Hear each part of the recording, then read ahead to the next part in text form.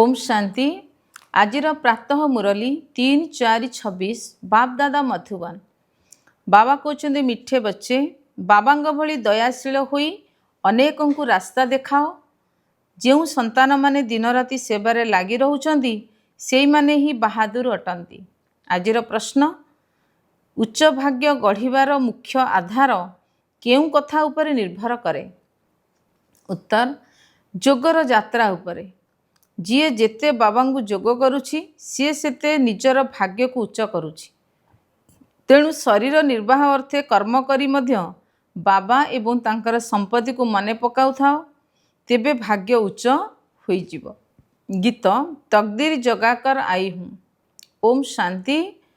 जेतेबेले शिशु माने जन्म नियंती सेतेबेले सेमाने निजर पूर्व जन्मर कर्म अनुसार भाग्य को साथी रे नहीं आसी थांती। केही साहुकार घरे तो आउ केही गरीब घरे जन्म नहीं थांती। तांकर पिता माता मध्य भाभी थांती जे मोर उत्तराधिकारी आसीगला। जी जो भली भावरे दान पुण्य करी थांती तांकु सेही अनुसार जन्म मिली थाए। एबे तुमे मिठा मिठा विच्छेदी संतान माने गोटिए कल्प पर पुनर्बार बाबा आसी एई कथा बुझाउछंती। पिला माने मध्य जानिछंती जे आमे निजर भाग्य साथी रे नहीं आसीछु। स्वर्गर राजत्वर भाग्य साथी रे नहीं आसीछु, अर्थात जन्म हेबा मात्रके राज्य भाग्यर अधिकारी होई जाइछु। जेउ माने कि भल भावरे बाबांगु जानिछु एवं मने पकाउछु। ए कथा से माने भल भावरे जानिछंती, कारण जोग सहित भाग्यर मध्य संपर्क रहिछि।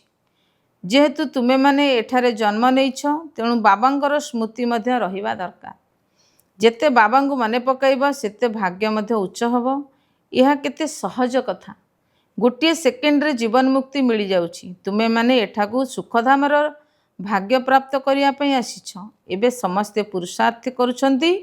प्रत्येक निजकु देखुछंती जे मु किपरि पुरुषार्थ करूछि।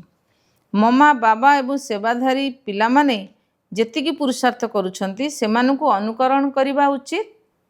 समस्तंकु बाबांकर परिचय देवा उचित। बाबांकर परिचय देवा द्वारा रचना अर्थात सृष्टिर आदि मध्य अंतर ज्ञान मध्य आसीजिवो। ऋषि मुनि आदि केही केही रचिता एवं रचनांकर आदि मध्य अंतर ज्ञान देई परिबे नाही।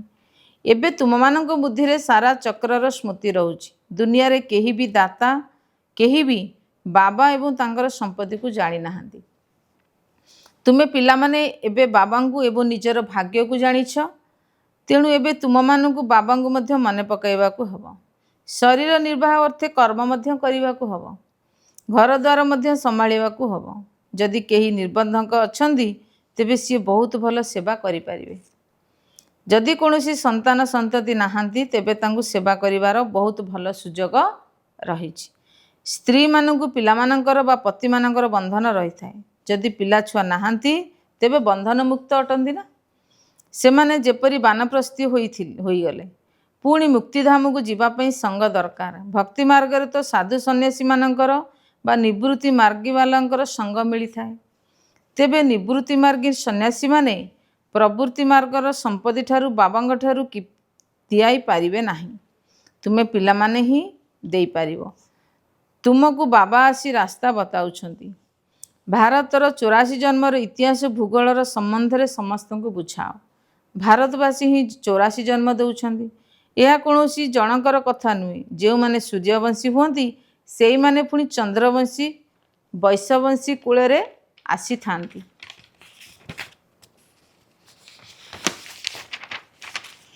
किंतु क्रमानुसार पद पाई थांती ना। भारतर प्रथम नंबर राजकुमार हेले श्रीकृष्ण, जहाकू दोली रे झुलाई थांती। द्वितीय नंबर को झुलाई न थांती कारण कला कम होई जाई थाए। जी प्रथम नंबर रे अटंती तांकर पूजा ही होई थाए। लोक माने जानि नाहंती जे श्रीकृष्ण जणे बा 2-3 जण अटंती। श्रीकृष्णकर डिनास्टी बा कुल चली थाए ए कथा काहाकू भी जणा नाही। पूजा केवल प्रथम नंबर रे होई थाए। नंबर तो क्रम अनुसार मिली थाए। तेबे पुरुषार्थ करिबा दरकार जे कि मु काहेकि प्रथम नंबर रे न आसीबी। मम्मा बाबा को अनुकरण करी तांकर राजधानी नहीं नेबी। ଯେଉଁମାନେ ଭଲ ଭାବରେ ସେବା କରିବେ ସେମାନେ ଭଲ ଭଲ ମହାରାଜାଙ୍କ ଘରେ ଜନ୍ମ ନେବେ। ସେଠାରେ ତ ମହାରାଜା ମହାରାଣୀ ହିଁ ଥିବେ। ସେହି ସମୟରେ ବା ସତ୍ୟଯୁଗରେ କୌଣସି ରାଜାରାଣୀର ଉପାଧି ନଥାଏ। ତାହାପରେ ଆରମ୍ଭ ହୁଏ ଦ୍ୱାପର ଯୁଗରୁ ଯେତେବେଳେ ପତିତ ହୋଇଯାଆନ୍ତି ସେତେବେଳେ ସେମାନଙ୍କ ମଧ୍ୟରୁ ଅଧିକ ସମ୍ପତ୍ତିବାଲାକୁ ରାଜା କୁହାଯାଏ। ପୁଣି ମହାରାଜା ଉପାଧି କମ୍ ହୋଇଯାଏ ଅଥବା ପ୍ରାୟ ଲୋପ ହୋଇଯାଏ। ପୁଣି ଯେତେବେଳେ ଭକ୍ତି ମାର୍ଗ ଆରମ୍ଭ ହୁଏ ସେତେବେଳେ ଗରିବ ଏବଂ ଧନୀଙ୍କ ଭିତରେ ଫରକ ତ ରହିଥାଏ ନା। ଏବେ ତୁମେ ପିଲାମାନେ ହିଁ ଶିବ ବାବାଙ୍କୁ ମନେ ପକାଉଛ ଏବଂ ତାଙ୍କଠାରୁ ବର୍ଷା ନେଉଛ। ଅନ୍ୟ ସବୁ ସତ୍ସଙ୍ଗରେ ମନୁଷ୍ୟମାନେ ହିଁ କଥା ଶୁଣାଇଥାନ୍ତି ଅର୍ଥାତ୍ ଜ୍ଞାନ ଶୁଣାଇଥାନ୍ତି। ମନୁଷ୍ୟ ମନୁଷ୍ୟଙ୍କୁ ଭକ୍ତି କରିବା ଶିଖାଇଥାନ୍ତି। ସେମାନେ ଜ୍ଞାନ ଦେଇ କେବେ କାହାର ସଦ୍ଗତି କରିପାରିବେ ନାହିଁ। ବେଦ ଶାସ୍ତ୍ର ଆଦି ସବୁକିଛି ହେଲା ଭକ୍ତି ମାର୍ଗର। ସଦ୍ଗତି ତ ଜ୍ଞାନ ଦ୍ୱାରା ହୋଇଥାଏ। ଦୁନିଆରେ ପୂର୍ବଜନ୍ମକୁ ମଧ୍ୟ ମାନୁଛନ୍ତି। ଡ୍ରାମା ମଝିରେ ତ କେହି ବି ଫେରି ଯାଇପାରିବେ ନାହିଁ। ଶେଷ ସମୟରେ ହିଁ ବାବା ଆସି ସମସ୍ତଙ୍କୁ ଫେରାଇ ନେଇଯାଆନ୍ତି। ଏସବୁ ଆତ୍ମା କେଉଁଠି ଯାଇ ରହିବେ? ସବୁ ଧର୍ମବାଲାଙ୍କର ବିଭାଗ ତ ଅଲଗା ଅଲଗା ନା। ତେବେ ଏ କଥା ମଧ୍ୟ ବୁଝାଇବାକୁ ହେବ। ଏ କଥା ତ କାହାକୁ ବି ଜଣା ନାହିଁ ଯେ ଆତ୍ମାମାନଙ୍କର ମଧ୍ୟ ବୃକ୍ଷ ଅଛି। ତୁମ ପିଲାମାନଙ୍କ ବୁଦ୍ଧିରେ ସାରା ବୃକ୍ଷର ଜ୍ଞାନ ରହିଛି। ଆତ୍ମାମାନଙ୍କର ବୃକ୍ଷ ମଧ୍ୟ ରହିଛି। ଜୀବାତ୍ମାମାନଙ୍କର ମଧ୍ୟ ବୃକ୍ଷ ରହିଛି। ପିଲାମାନେ ଜାଣିଛନ୍ତି ଯେ ଆମେ ଏଇ ପୁରୁଣା ଶରୀରକୁ ଛାଡ଼ି ଘରକୁ ଯିବା। ମୁଁ ଆତ୍ମା ଏଇ ଶରୀର ଠାରୁ ଅଲଗା। ଏଇ କଥା ଭାବିବା ଅର୍ଥାତ୍ ବଞ୍ଚି ଥାଉ ଥାଉ ମରିଯିବା। ନିଜେ ମରିଗଲେ ଦୁନିଆ ମରିଗଲା। ମିତ୍ର ସମ୍ବନ୍ଧୀ ଆଦି ସମସ୍ତଙ୍କୁ ଛାଡ଼ିଦେଲ। ପ୍ରଥମେ ସମ୍ପୂର୍ଣ୍ଣ ଶିକ୍ଷା ଗ୍ରହଣ କରି ପଦର ଅଧିକାରୀ ହୋଇ ତାପରେ ଆମେ ଯିବା। ବାବାଙ୍କୁ ମନେ ପକାଇବା ତ ବହୁତ ସହଜ। ଯଦିଓ କେହି ରୋଗୀ ବି ହୋଇଥାନ୍ତୁ ତାଙ୍କୁ ମଧ୍ୟ କହିବା ଦରକାର ଯେ ଶିବ ବାବାଙ୍କୁ ମନେ ପକାଅ, ତେବେ ବିକର୍ମ ବିନାଶ ହୋଇଯିବ। ଯେଉଁମାନେ ପକ୍କା ଯୋଗୀ ସେମାନଙ୍କ ପାଇଁ ଶୀଘ୍ର ଶରୀର ଛାଡ଼ିବା ମଧ୍ୟ ଭଲ ନୁହେଁ। କାହିଁକି ନା ସେମାନେ ଯୋଗରେ ରହି ରୁହାନୀ ସେବା କରିଥାନ୍ତି। ଯଦି ମରିଯିବେ ତେବେ ସେବା କରିପାରିବେ ନାହିଁ। ସେବା କରିବା ଦ୍ୱାରା ନିଜର ଉଚ୍ଚ ପଦ ପାଇପାରିବେ ଏବଂ ଭାଇ ଭଉଣୀମାନଙ୍କର ସେବା ମଧ୍ୟ ହେବ। ସେମାନେ ମଧ୍ୟ ବାବାଙ୍କ ଠାରୁ ସମ୍ପତ୍ତି ନେଇପାରିବେ। ଆମେ ପରସ୍ପର ମଧ୍ୟରେ ଭାଇ ଭାଇ ଏକମାତ୍ର ଶିବ ବାବାଙ୍କର ସନ୍ତାନ ଅଟ। ବାବା କହୁଛନ୍ତି ମୋତେ ମନେ ପକାଅ, ତେବେ ବିକର୍ମ ବିନାଶ ହେବ। ପୂର୍ବରୁ ମଧ୍ୟ ଏଇଭଳି କହିଥିଲି। ତୁମେ ଏଇ କଥା କାହାକୁ ବି ବୁଝାଇ ପାରିବ? ତାଙ୍କୁ କୁହ, ଭଉଣୀ ଏବଂ ଭାଇମାନେ, ଆପଣଙ୍କର ଆତ୍ମା ତମ ପ୍ରଧାନ ହୋଇଯାଇଛି, ଯିଏକି ସତ୍ୱପ୍ରଧାନ ଥିଲା। ଏବେ ପୁଣି ତମ ପ୍ରଧାନରୁ ସତ୍ୱପ୍ରଧାନ ହୋଇ ସତ୍ୱପ୍ରଧାନ ଦୁନିଆକୁ ଯିବା। ଆତ୍ମାକୁ ଯୋଗ ଦ୍ୱାରା ସତ୍ୱପ୍ରଧାନ କରିବାକୁ ହେବ। ଯୋଗର ପୁରା ଚାର୍ଟ ରଖିବା ଉଚିତ। ଜ୍ଞାନର ଚାର୍ଟ ତ ରଖିପାରିବ ନାହିଁ। ବାବା ତ ଜ୍ଞାନ ଦେଇ ଚାଲିଛନ୍ତି। ତେବେ ଯାଞ୍ଚ କରିବାକୁ ହେବ ଯେ ମୋ ଉପରେ ଯେଉଁ ବିକର୍ମର ବୋଝ ରହିଛି ତାହା କିପରି ଓହ୍ଲାଇବି। ସେଥିପାଇଁ ଯୋଗର ଚାର୍ଟ ରଖିବାକୁ ପଡ଼ିଥାଏ। ମୁଁ କେତେ ଘଣ୍ଟା ଯୋଗ କରିଛି। ବ୍ରହ୍ମଲୋକକୁ ମଧ୍ୟ ସ୍ମରଣ କରିଥାନ୍ତି ଏବଂ ନୂଆ ଦୁନିଆକୁ ମଧ୍ୟ ସ୍ମରଣ କରିଥାନ୍ତି। ବହୁତ ଓଲଟପାଲଟ ମଧ୍ୟ ହେବାର ଅଛି। ତାର ମଧ୍ୟ ପ୍ରସ୍ତୁତି ଚାଲିଛି। ବୋମା ଆଦି ମଧ୍ୟ ତିଆରି ହୋଇ ଚାଲିଛି। ଗୋଟିଏ ପଟେ କହୁଛନ୍ତି କି ଆମେ ଏଭଳି ମୃତ୍ୟୁର ସାମଗ୍ରୀ ତିଆରି କରୁଛୁ। ଅନ୍ୟପଟେ କହୁଛନ୍ତି ମୃତ୍ୟୁର ସାମଗ୍ରୀ ତିଆରି କର ନାହିଁ। ସମୁଦ୍ର ଭିତରେ ମଧ୍ୟ ମାରିବାର ଯନ୍ତ୍ରପାତି ରଖିଛନ୍ତି। ଉପରକୁ ଆସି ବୋମା ପକାଇ ପୁଣି ସମୁଦ୍ର ଭିତରକୁ ଚାଲିଯିବେ। ଏଭଳି ଜିନିଷ ବା ମାରଣାସ୍ତ୍ର ତିଆରି କରି ଚାଲିଛନ୍ତି। ଏସବୁ ନିଜର ବିନାଶ ପାଇଁ ହିଁ କରୁଛନ୍ତି। ମୃତ୍ୟୁ ସମ୍ମୁଖରେ ଉପସ୍ଥିତ। କେତେ ବଡ଼ ବଡ଼ ମହଲ ଆଦି କରୁଛନ୍ତି। ତୁମେ ଜାଣିଛ ଏସବୁ ମାଟିରେ ମିଶିଯିବ। କଥାରେ ଅଛି କାହାର ଦବି ରହିବ ଧୂଳିରେ। ଲଢ଼େଇ ତ ନିଶ୍ଚିନ୍ତ ହେବ। ଚେଷ୍ଟା କରି ସମସ୍ତଙ୍କର ପକେଟ ଖାଲି କରିଦେବ, ଅର୍ଥାତ୍ ଜବରଦସ୍ତ ଲୁଟି ନେବେ। ଚୋର ମଧ୍ୟ କେତେ ଲୁଟି ନେଉଛନ୍ତି। ଲଢ଼େଇରେ କେତେ ଟଙ୍କା ଖର୍ଚ୍ଚ କରୁଛନ୍ତି। ଏସବୁ ମାଟିରେ ମିଶିଯିବ। ଘରଦ୍ୱାର ସବୁ ଭାଙ୍ଗିଯିବ। ବୋମା ପଡ଼ିବା ଦ୍ୱାରା ସୃଷ୍ଟିର 3 ଭାଗ ସ୍ଥାନ ସମାପ୍ତ ହୋଇଯିବ ଏବଂ ବାକି ଗୋଟିଏ ଭାଗ ରହିବ। ଭାରତ ଗୋଟିଏ ପଟରେ ଅଛି ନା, ବାକି ସମସ୍ତେ ତ ପରେ ଆସିଛନ୍ତି। ତେବେ ଭାରତ ଖଣ୍ଡ ରହିବ। ମୃତ୍ୟୁ ତ ସମସ୍ତଙ୍କର ହେବ ନିଶ୍ଚିତ। ତେବେ ଆମେ ବାବାଙ୍କ ଠାରୁ ସମ୍ପୂର୍ଣ୍ଣ ସମ୍ପତ୍ତି କାହିଁକି ନ ନେବା? ସେଥିପାଇଁ ବାବା କହୁଛନ୍ତି ଲୌକିକ ସମ୍ବନ୍ଧୀଙ୍କ ସହିତ ମଧ୍ୟ ସମ୍ପର୍କ ରଖିବାକୁ ହେବ। ବାକି ଯଦି କୌଣସି ବନ୍ଧନ ନାହିଁ ତେବେ ବାବା ରାୟ ଦେବେ ଯେ ସେବାରେ କାହିଁକି ଲାଗି ନ ଯିବ। ଯଦି ସ୍ୱତନ୍ତ୍ର ଅଛ ତେବେ ବହୁତଙ୍କର କଲ୍ୟାଣ କରିପାରିବ। ଆଚ୍ଛା, जदि कहा बाहर को न जाई पारुछ तेबे निजर मित्र संबंधी मानक उपरे तो दया करि परिबो, अर्थात तांकु ज्ञान शुणाई पारिबो। पूर्वर कहूथिलो ना बाबा दया कर, एबे तो तुमको रास्ता मिलगला, तेबे अन्य मानक उपरे मध्य दया करिवा उचित।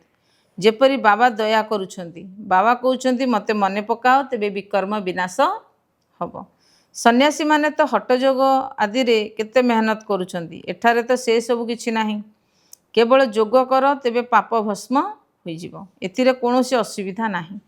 केवल जोगर यात्रा करिवार कथा, बसा उठा कर, कर्मेंद्रिय द्वारा भले सब किछि कर, केवल बुद्धि रे जोग बाबा सेतिरे लगाओ। तुमको सही प्रेमिकंकर सच्चा सच्चा प्रेमिका हेबाकू पड़िबो। जी जेते कहउछंती जे प्रेमिका माने हे पिला माने भक्ति मार्ग रे तो तुमे बहुत स्मरण करिछ, किंतु एबे मते अर्थात मु प्रेमिक मते मने पकाओ तेबे तुमर पाप भस्म होई जिवो। मु एही ग्यारंटी दउछि, किछि किछि कथा शास्त्र रे मध्ये लेखा अछि, भगवान को द्वारा गीता सुनिले तुमे माने जीवन मुक्ति पाउछ एवं मनुष्य मानक द्वारा गीत शुणी तुमे माने जीवन बंधन रे आसी जाउछ। सीढ़ी रे तळकु तळकु खसी आसीछ, प्रत्येक कथारे विचार सागर मंथन करिवाकू हब। निज बुद्धि रे विचार करिवाकू पड़िबो, एहा हला बुद्धिर यात्रा, जहा द्वारा विकर्म विनाश हब। वेद शास्त्र यज्ञ तप आदि करिवा द्वारा पाप नाश हेबा नाही, एहा द्वारा तळकु ही खसी आसीछ। एबे तुमको ऊपर को जीवाकू हब। केवल सीढ़ी चित्र द्वारा केही बुझी पारिबे नाही, जे पर्यंत ता उपरे केही न बुझाई छंती। जेमिति छोट पिला मानकु चित्र देखाई बुझाई को पड़ी थाए, एहा बुझाइबा को पड़ी थाए। एहा हाथी अटे, जेतेबेले सी हाथी देखिबो से चित्र मध्य मन पड़िबो, जेपरि कि तुम मानक बुद्धि रे आसी जाउछि। चित्र रे सर्वदा छोट जिंस देखाई थांती। तुमे जानिछ जे वैकुंठ तो निश्चिंत हब, बड़ राजधानी होइथिबो, सेठारे हीरा नीलार महल थाए, पुणी प्राय लोप होई जाय थाए, सबु जिनिस गुप्त होई जाए। नचेत यही भारत एबे गरीब किपरि हेला, साहुकारु गरीब, गरीबरु पुणी साहुकार हेबाकू पड़िबो। एही ड्रामा पूर्व प्रस्तुत अटे, सेथिपई सीढ़ी चित्र उपरे बुझा जाय थाए। जेतेबेले नुआ नुआ माने आसुछंती सेमानकु बुझाइबा द्वारा अभ्यास होई जिवो, मुख खोली जिवो। पिला मानकु सेवा योग्य करा जाउछि। केतेक सेवा केंद्र रे तो बहुत पिला अछंती अशांति सृष्टि करूछंती। सेमानकर बुद्धि जोग बाहर घुरी बुलिबा कारण बहुत क्षति करि दउछंती। सेमाने वायुमंडल को मध्य खराब करूछंती। क्रमानुसार तो अछंती ना, तेबे बाबा कहिबे तुमे पाठ पढ़िलो नाही, तेबे निजर एपरि अवस्था को देख। दिन को दिन अधिक अधिक साक्षात्कार हेबाकू लागिबो। पाप करिला बालांकु दंड मध्य मिली चलिबो। सेतेबेले पुणी कहिबे मु काहेकि तुच्छाटारे पाप कली।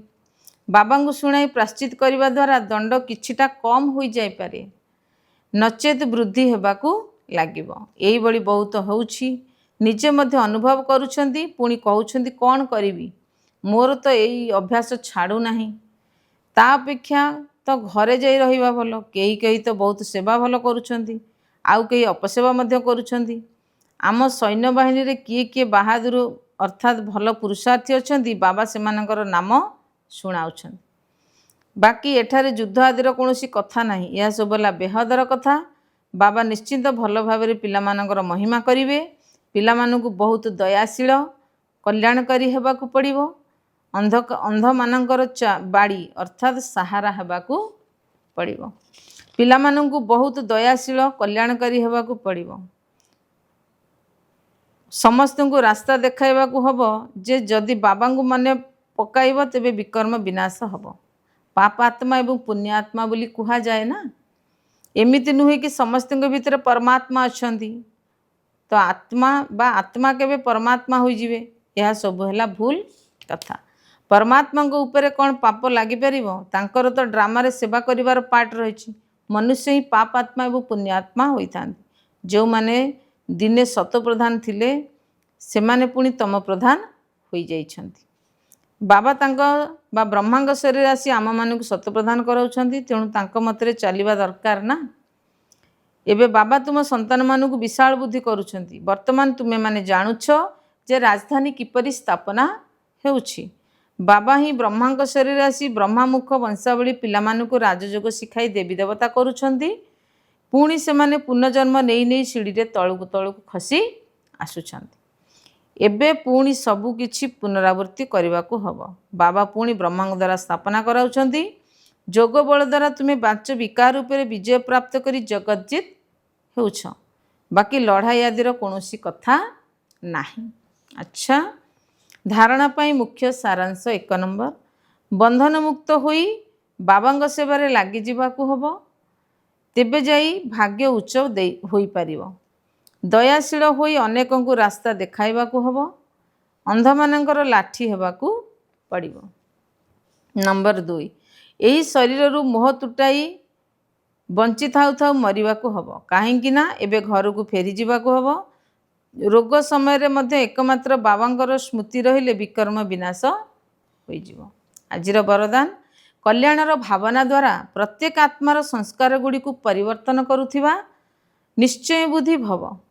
डिटेल्स अच्छी जेपरी बाबांग उपरे 100% निश्चय बुद्धि अट जी जेते भी हलचल करने को चेष्टा करिले मध्य तुमे हलचल होई परिबो नाही।